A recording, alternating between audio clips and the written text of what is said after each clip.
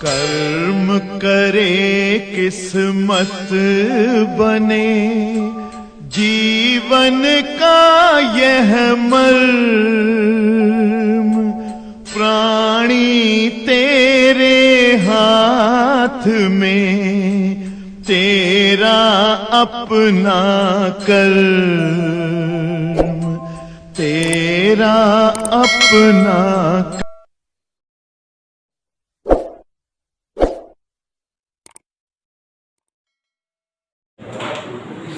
प्यारे बच्चों, अवतल दर्पण और उत्तल दर्पण के लेसन्स में जो कठिन है वो केवल बच्चों को एक ही चीज कठिन लगती है, वो है अवतल दर्पण से प्रतिबिंब का बनना। एक्चुअली में बेटा 6 स्थितियां होती हैं अवतल दर्पण से प्रतिबिंब बनने की, और अभी जब छोटी क्लासों में आप पढ़ते थे तो डिफाइन नहीं किया जाता था, केवल याद कराया जाता था, तो इसलिए टफ लगता था। बट मैं आपको सिखा रहा हूँ, याद नहीं करा रहा हूं कि अगर कभी कोई पूछे तो बना करके बता दो। तो अवतल दर्पण से प्रतिबिंब का बनना और उत्तल दर्पण से प्रतिबिंब बनना, यही दोनों सिखाना है। सबसे पहले उत्तल दर्पण से प्रतिबिंब बनना, क्योंकि ये छोटा है। तो इधर देखिए, उत्तल दर्पण से प्रतिबिंब का बनना माने उत्तल दर्पण के द्वारा प्रतिबिंब किस प्रकार, कैसे, कहाँ, किस परिस्थिति में बनता है, यही सब बताना है। तो ध्यान दो, जैसे उत्तल दर्पण का रहेगा वैसे ही अवतल दर्पण का, लेकिन उत्तल दर्पण में वस्तु चाहे जहां रखी रहे, उत्तल दर्पण हमेशा एक ही तरह का प्रतिबिंब, किसी भी वस्तु का, कहीं भी रखी हुई वस्तु का एक ही तरह का प्रतिबिंब बनाता है। जबकि अवतल दर्पण वस्तु को अलग अलग जगह रखते जाओ, माने दर्पण से दूर करते जाओ, तो उसका प्रतिबिंब जब अवतल दर्पण बनाता है तो अलग अलग स्टाइल में बनाता है। कभी छोटा बनाता है, कभी बड़ा बनाता है, कभी सीधा, कभी उल्टा ना, कभी बराबर। तो इस तरह से जो है अवतल दर्पण से प्रतिबिंब भिन्न भिन्न परिस्थितियों में भिन्न भिन्न होता है, लेकिन उत्तल दर्पण से प्रतिबिंब केवल एक ही स्टाइल में। तो पहले उत्तल दर्पण का बना रहे हैं और पढ़ा रहे हैं। अगर ये सब क्लियरली पढ़े रहो, क्योंकि हमने आपको बताया कि पूरे चैप्टर में बच्चों को केवल कठिन अवतल दर्पण से प्रतिबिंब का बनना लगता है और कुछ भी कठिन नहीं फील होता। तो ध्यान दीजिए जरा इधर। और एक चीज जो है सुष्माता जी, जैसे अभी आप लोग जो है मान लो 2-4-10 मिनट कम पढ़ाते हैं, जैसे टर्न की बैच बंद हो जाएगी, मतलब आज से बंद हो जाएगी, तो अगले देर तक पढ़ा दिए करेंगे, 2 घंटे क्लास कर देंगे, टेंशन ना लेना, कोर्स डेवलप कर देंगे। हाँ, उत्तल दर्पण से प्रतिबिंब का बनना, यहाँ पर ध्यान दीजिए जरा। अगर कोई एक हम उत्तल दर्पण बनाए MPN, इस तरह से ये उत्तल दर्पण बना हुआ है, और इससे प्रतिबिंब किस प्रकार बनेगा ये हम आपको बना के दिखा रहे हैं। ये उत्तल दर्पण की मुख्य है। बच्चों, ये सब याद नहीं करना रहता है। अगर आप बनाए हो, बनाना जानते हो, तो आपसे कोई पूछे तो आपके माइंड में मेकअप हो जाएगा, तुरंत बता लोगे कि ऐसे ही होगा। तो ध्यान दीजिएगा जरा, ये उत्तल दर्पण की मुख्य अक्ष है, यहाँ कहीं वक्ता केंद्र, यहाँ कहीं फोकस केंद्र। अब हमने वैसा बताया कि उत्तल दर्पण से किसी वस्तु का जब प्रतिबिंब बनाना हो तो मुख्य अक्ष पे वस्तु को रखते हैं, और वस्तु को चाहे जहाँ रख दो, हर जगह स्थित वस्तु का प्रतिबिंब उत्तल दर्पण द्वारा एक ही प्रवृत्ति का बनेगा। ठीक है, तो यहाँ ध्यान दीजिए। और ये प्रतिबिंब बनने के आधार पे हम उत्तल दर्पण का उपयोग और उत्तल दर्पण का गुण, ये दोनों बातें जान जाते हैं। माने जैसे ही प्रतिबिंब बनाता है वही इसका गुण होगा, और उस गुण के आधार पे इसका उपयोग बनेगा।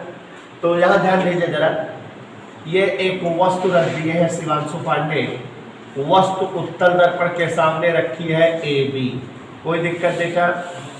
एक वस्तु रखी हुई है उत्तल दर्पण के सम्मुख। हमने बताया कि उत्तल दर्पण से प्रतिबिंब बनना सरल है क्योंकि एक ही कंडीशन है, लेकिन अवतल दर्पण से प्रतिबिंब बनना कठिन है क्योंकि 6 कंडीशन है। तो ध्यान दीजिए जरा, अगर दर्पण के सामने कोई एक वस्तु रखी हो AB, और इस वस्तु का प्रतिबिंब बनाना हो दर्पण के द्वारा, तो आप लोगों ने परावर्तन की 3 घटनाएं पढ़ा है, तो तीनों घटनाएं यहाँ यूज करें। देखो, एक किरण मुख्य अक्ष के समांतर आई, दर्पण से इसका परावर्तन हुआ, और दर्पण ने इसे ऐसे परावर्तित कर दिया। इस किरण को पीछे बढ़ाए जाने पर हमें पता है कि यह किस बिंदु से मिलती प्रतीत होती है। चित्र मस्त बन रहा है। यहाँ एक वस्तु है, वस्तु से किरण आपतित हुई, मुख्य अक्ष के समांतर, परावर्तन के पश्चात फोकस बिंदु से जाती प्रतीत हुई। इधर क्लियर। दूसरी किरण वक्ता केंद्र की ओर हम लेके आए, वक्ता केंद्र की ओर आती प्रतीत होती किरण। यह किरण कैसे लग रहा है, किधर की ओर आ रही है, वक्ता केंद्र की ओर आ रही है कि नहीं, ऐसे तो दिख रहा है। और जो किरण वक्ता केंद्र की ओर आती है दर्पण से परावर्तन के पश्चात उसी मार्ग से, और अब दोनों किरणें जहां कट हुई वहीं पर वस्तु का प्रतिबिंब बना। और ये प्रतिबिंब आप देख रहे हो कैसे बन रहा है, सीधा बन रहा है और छोटा बन रहा है, दर्पण के पीछे बन रहा है और आभासी बन रहा है। तो हमेशा के लिए याद रखो, उत्तल दर्पण किसी भी वस्तु का सदैव छोटा, सीधा, आभासी प्रतिबिंब बनाता है। ये उत्तल दर्पण की पहचान भी है कि माने अगर हम आपको कोई दर्पण दे दें, कह दें पहचानो कौन सा दर्पण है, तो आप तुरंत उस दर्पण के सामने कोई वस्तु रखना और उस वस्तु का छोटा और सीधा इमेज बने, चाहे जितना वस्तु पास करो चाहे दूर, तो जान जाना वो कौन सा दर्पण है। माने इसके इस गुण के आधार पे ये इसका गुण भी हुआ। उत्तल दर्पण में हमेशा किसी वस्तु का छोटा, सीधा, आभासी प्रतिबिंब बनता है, ये इसका गुण हुआ। और उसमें दूसरा फायदा क्या हुआ कि ये इसकी पहचान भी हो गई कि अगर आपको 3 दर्पण दे दे और उसमें आपको उत्तल दर्पण छांटना हो, तो आप जिस दर्पण के सामने वस्तु रखो, दूर करते जाओ या पास रखो, और प्रतिबिंब छोटा और सीधा बने, उसी को क्या बता दोगे, उत्तल दर्पण। और इसके इस गुण के आधार पे इसका उपयोग बना है।